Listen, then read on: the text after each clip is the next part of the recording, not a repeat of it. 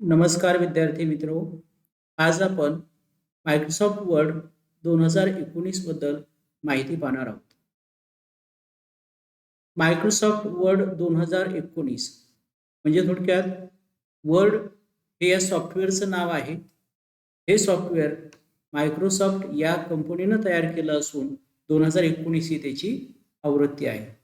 आता कॉम्प्युटरमध्ये कुठल्याही सॉफ्टवेअरचं नाव सांगत असताना सुरुवातीला सॉफ्टवेअर तयार करणाऱ्या कंपनीचं नाव, त्यानंतर सॉफ्टवेअरचं नाव आणि त्यानंतर आवृत्ती अशा पद्धतीने सांगितलं जातं.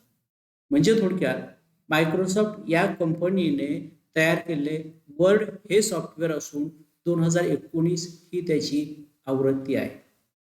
आता हे जे वर्ड नावाचं सॉफ्टवेअर आहे, हे सॉफ्टवेअर कोणत्या कामासाठी वापरलं जातं, कोणत्या प्रकारच्या सॉफ्टवेअरच्या प्रकारामध्ये मोडतं, तर हे जे वर्ड नावाचं सॉफ्टवेअर आहे हे ॲप्लिकेशन सॉफ्टवेअर या प्रकारामध्ये मोडतं.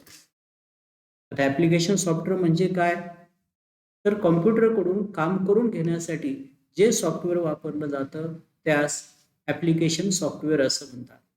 म्हणजे थोडक्यात वर्ड या सॉफ्टवेअरच्या साहाय्यानं आपण कॉम्प्युटरकडून काम करून घेऊ शकतो.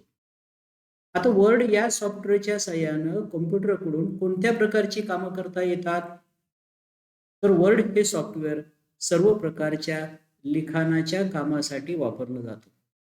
म्हणजे थोडक्यात समजा तुम्हाला पत्र टाईप करायचे असतील, अर्ज टाईप करायचा असेल, नोट्स टाईप करायचे असतील, प्रश्नपत्रिका टाईप करायची असतील, अशा प्रकारचं कुठलंही टायपिंगचं काम असेल तर ते आपण या वर्डमध्ये खूप चांगल्या पद्धतीने करू शकतो.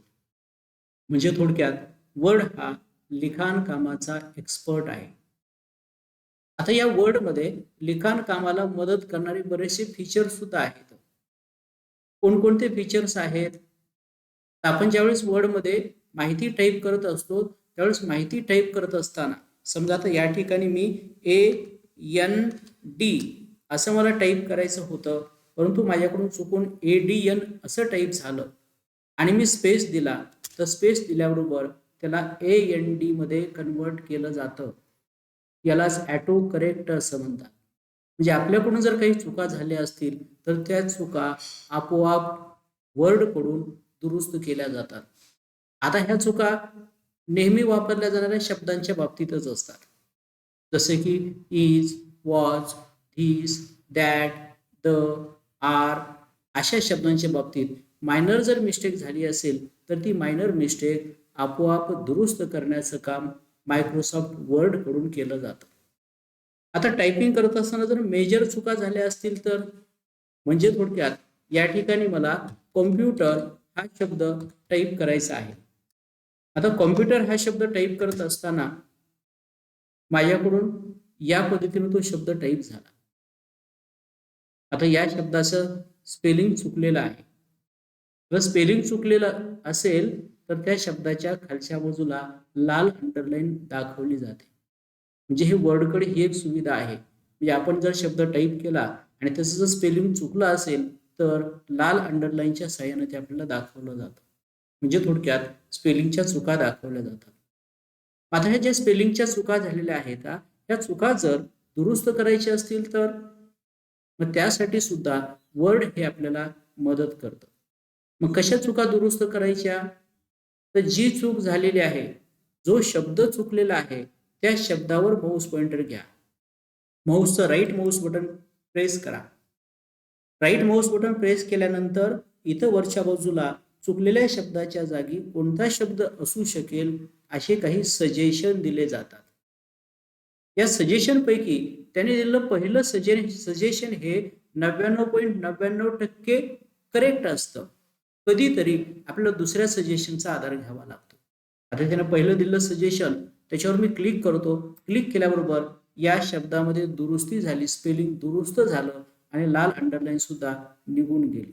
म्हणजे अशा पद्धतीनं आपण कॉम्प्युटरकडून म्हणजे वर्डकडून जर स्पेलिंगच्या चुका झाल्या असतील तर त्या दुरुस्त करू शकतो. आता तशीच आणखी एक दुसरी सुविधा याच्यामध्ये आहे.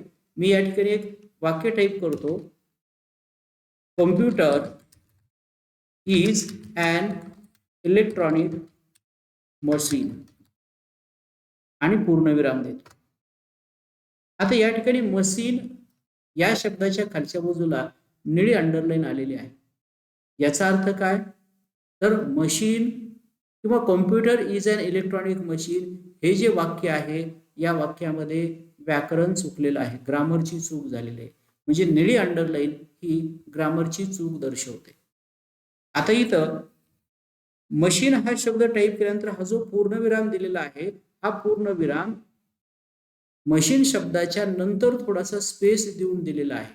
व्याकरणाच्या दृष्टीने हे योग्य नाही असं या ठिकाणी दाखवलं जातं. आता हे जर चूक दुरुस्त करायची असेल तर माऊस पॉइंटर त्या शब्दावर घ्या, राईट माऊस बटन क्लिक करा.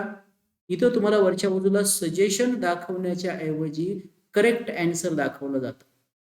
त्या करेक्ट अँसरवर क्लिक करा. क्लिक केल्याबरोबर त्या ठिकाणची निळी अंडरलाईन निघून जाते. म्हणजे अशा आपण व्याकरणाच्या चुका सुद्धा दुरुस्त करू शकतो. म्हणजे वर्ड हे स्पेलिंगच्या चुका लाल अंडरलाईनच्या साह्यानं आणि व्याकरणाच्या चुका निळ्या अंडरलाईनच्या साह्यानं दाखवतं. त्याचबरोबर त्या चुका दुरुस्त करण्यासाठी सुद्धा आपल्याला मदत करतं. अशा प्रकारचं हे वर्ड सॉफ्टवेअर ऑफिस कामासाठी फार मोठ्या प्रमाणात वापरलं जातं. त्यामुळं आपल्याला या वर्डबद्दल सविस्तर माहिती असणे आवश्यक आहे. आपण पुढच्या व्हिडिओमध्ये या मायक्रोसॉफ्ट वर्डमध्ये डॉक्युमेंट्स कशी बनवली जात असतात याची सविस्तर माहिती पाहणार आहोत. धन्यवाद.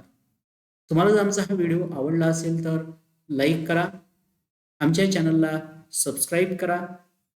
वेगवेगळे व्हिडिओच्या नोटिफिकेशन्स तुम्हाला मिळण्यासाठी बेल आयकॉनवर क्लिक करायला विसरू नका.